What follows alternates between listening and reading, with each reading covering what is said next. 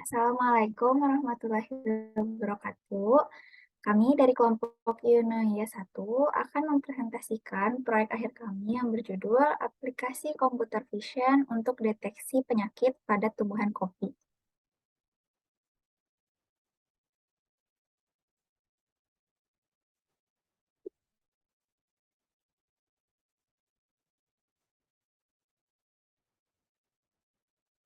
Nah, kelompok anggota Yunoya 1 ada Farhan Apriliano dari Universitas Pendidikan Indonesia, lalu ada Hasna Aisyah Restiadi dari Universitas Pendidikan Indonesia, ada Michelle dari Universitas Lampung, ada Muhrayan Fauzi Maulana dari Institut Informatika dan Bisnis Dharmajaya, dan yang terakhir ada Muhammad Hamzah Hasan dari Universitas Lampung.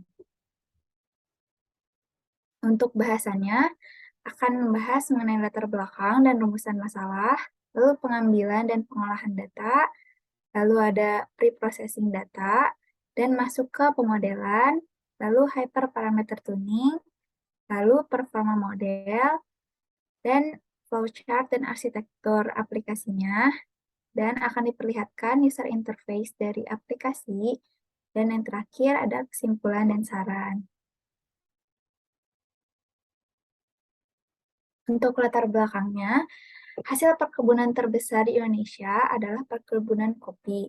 Namun, di balik banyaknya hasil perkebunan kopi di Indonesia, jika dibandingkan dengan negara pesaing, jumlah produksi dari negara lain seperti Brazil dan Vietnam, hasil produksi kopi di Indonesia masih terbilang kecil, yang disebabkan karena banyaknya tanaman kopi yang terserang penyakit. Saat ini telah banyak yang dikembangkan teknologi dalam mendeteksi penyakit pada tanaman kopi, ialah memanfaatkan artificial intelligence. Artificial intelligence ini telah berkembang pesat dalam mengolah data gambar, salah satunya di kategori computer vision. Nah, pemanfaatan computer vision dalam mendeteksi penyakit kopi ini akan memberikan dampak langsung kepada petani, karena akselerasi identifikasi kopi hanya dengan melalui citra gambar. Oleh karena itu, dalam mendukung proses identifikasi penyakit tersebut, kami membuat sebuah aplikasi yang dapat mendeteksi penyakit kopi melalui gambar dengan metode Deep Neural Network.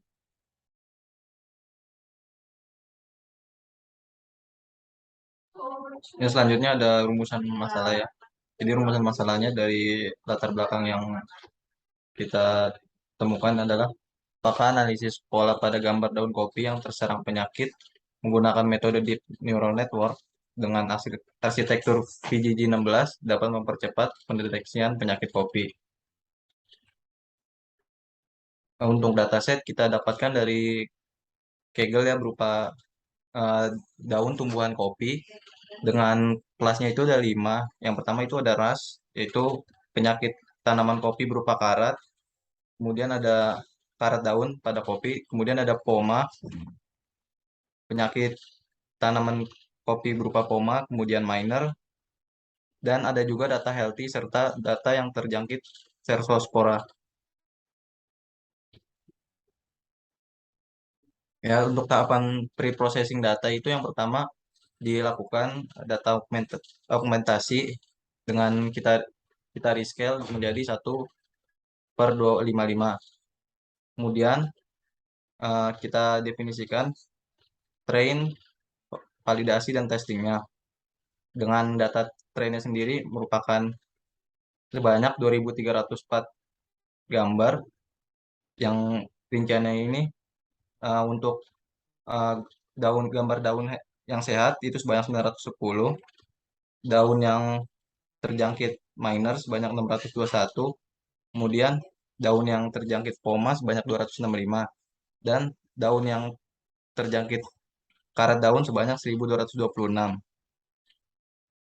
Dan validasinya sebanyak 359 image dengan rinciannya total gambar daun yang sehat sebanyak 107, yang terjangkit minor sebanyak 75, kemudian yang terjangkit poma sebanyak 35, dan terjangkit karat daun atau ras sebanyak 142. Dan untuk data testingnya kita lakukan sebanyak 200 gambar dengan rincian 4 kelas yang sehat, terjangkit minor, kemudian karat daun dan poma itu sebanyak 50 masing-masing kelasnya.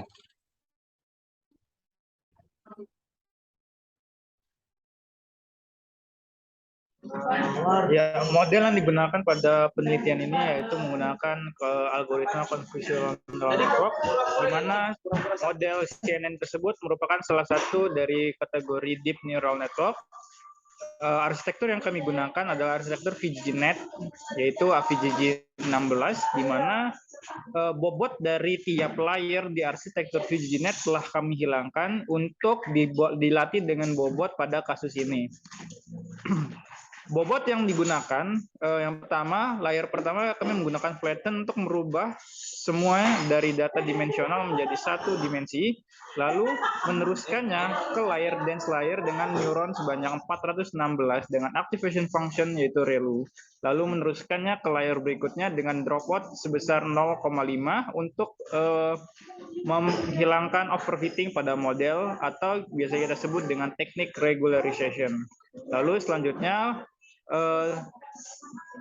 ke layer berikutnya, yaitu layer berisikan neuron sebanyak 4, di mana di sini data diprediksi sebanyak kelasnya dengan activation submax yang akan memberikan keluaran berupa probabilitas di tiap kelasnya. Model ini menggunakan loss berupa categorical percentropy karena merupakan kelas multi-kelas yang diprediksi dengan metriknya akurasi. Lalu kami menggunakan optimizer sebagai prediktor itu sebesar 3,5 E-05. Dan didapatkan bahwa model kami mencapai evaluasi pada akurasi sebesar 0,80 dengan loss sekitar 0,06.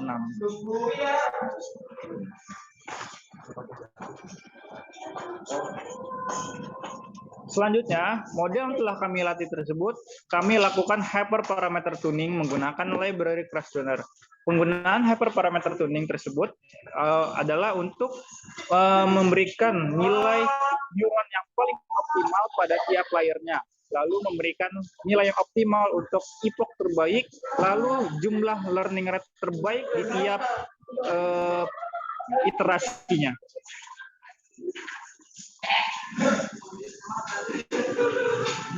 Next. Jika dilihat pada performa model, dari hasil hyperparameter tuning, didapatkan bahwa learning rate untuk training dan validation akurasi sudah cukup mengeneralisir data kita dengan loss yang juga sangat rendah dan akurasi yang cukup tinggi. Namun demikian, grafik menunjukkan terjadi fluktuatif pada grafik.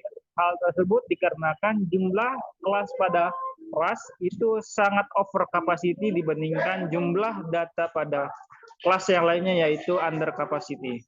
Selanjutnya.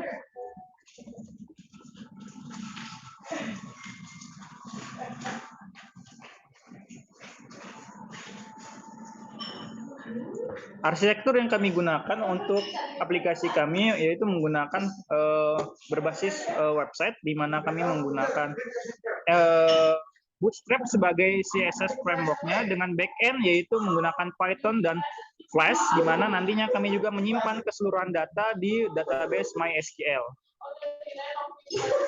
Selanjutnya. Baiklah, selanjutnya ini adalah flowchart dari aplikasi yang kami bangun. Jadi pertama itu kita dimulai itu kita langsung berada di halaman indeksnya. Selanjutnya kita akan masuk ke login. Apabila kita sudah punya akun, maka kita diminta untuk memasukkan username dan password. Namun jika kita belum punya akun, maka kita diminta atau diarahkan untuk melakukan registrasi. Selanjutnya, setelah memasukkan username dan password, akan dicek apakah data yang kita masukkan itu benar dan sudah ada di database-nya. Apabila benar, maka akan masuk ke dashboard.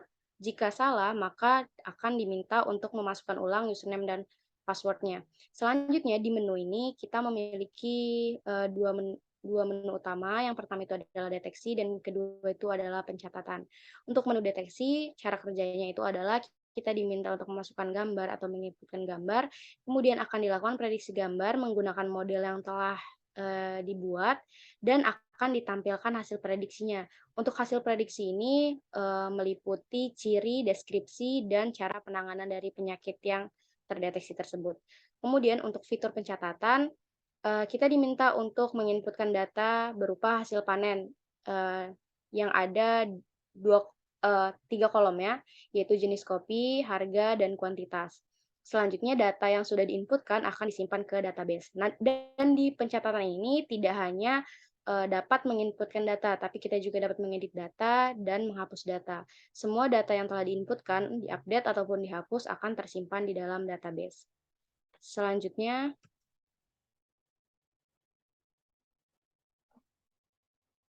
Baiklah, selanjutnya yaitu tampilan daripada user interface yang telah kami buat, di mana dapat dilihat di eh, mungkin di sini tidak tampil, namun pada bagian tabnya itu ada icon yang kami dapatkan dari favicon.co, di mana itu sebagai generator untuk icon pada tab di website yang telah kita buat, dan kami mengambil dari internet dengan icon daun.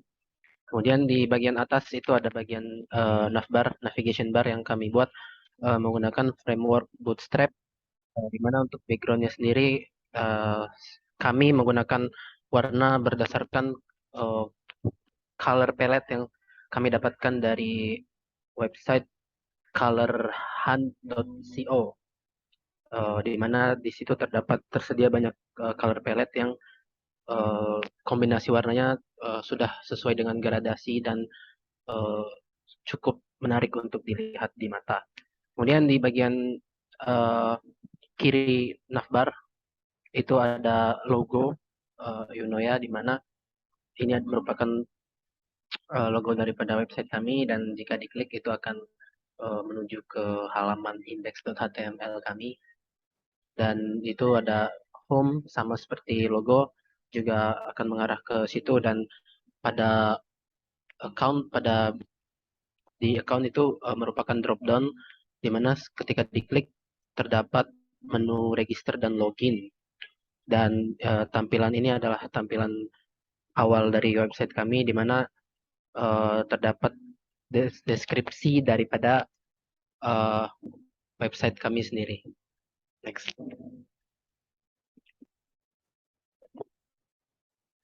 Kemudian di bagian bawah dari sedikit deskripsi website kami terdapat fitur website yang ada pada website kami guna untuk menjelaskan kepada pengguna yang melihat ataupun menggunakan website yang kami bangun, di mana kami memiliki fitur yang mudah digunakan dan mudah dimengerti oleh user.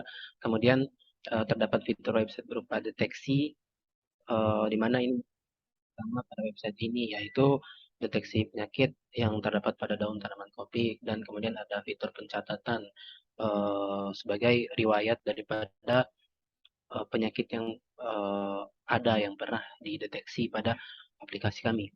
Kemudian di bagian bawahnya ada section team, our team, di mana merupakan profil daripada anggota kami yang beranggotakan 5 orang di kelompok ini. Next.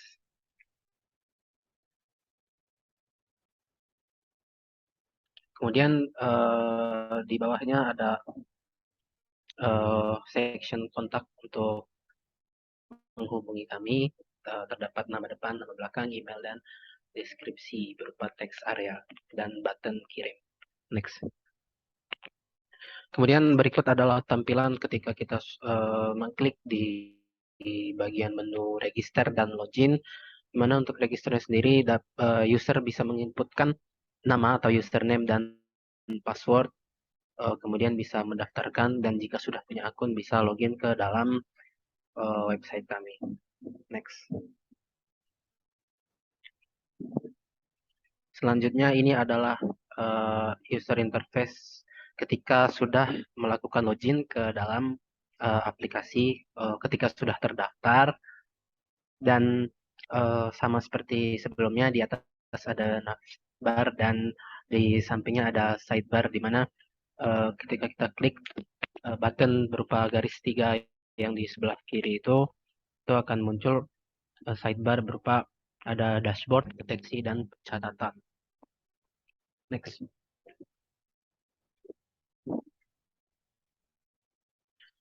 Kemudian ini adalah interface saat memilih menu deteksi, di mana dengan melakukan deteksi ini dapat mengetahui penyakit tumbuhan kopi. Deteksi ini diharapkan dapat membantu untuk meningkatkan produksi tanaman kopi. Dan di mana untuk cara kerjanya yaitu dapat user dapat menguploadkan gambar, terdapat button untuk upload file di sana, dan ketika kita klik button prediksi, maka akan muncul hasil prediksi berupa nama penyakit, deskripsi, dan penanganannya di sebelah kanannya. Next. Kemudian ini adalah interface pencatatan hasil panen, di mana untuk di situ terdapat data berupa ID, jenis kopi, kuantitas, harga, dan ada action berupa edit dan delete, dan ada button juga di samping hasil panen, button primary, di mana itu untuk menambah data baru pada hasil pencatatan hasil panen. Next.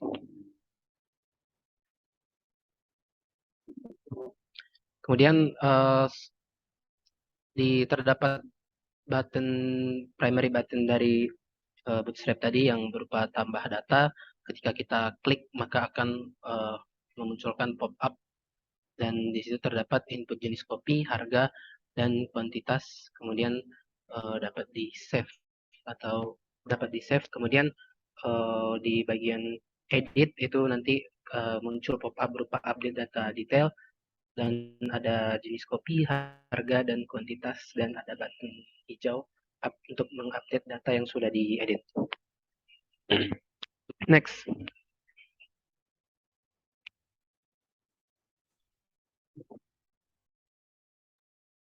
Selanjutnya, untuk kesimpulannya, aplikasi yang kami buat bernama PlantList atau Plant Disease Detection dapat mendeteksi penyakit pada tumbuhan kopi menggunakan model CNN dengan arsitektur VG-G16.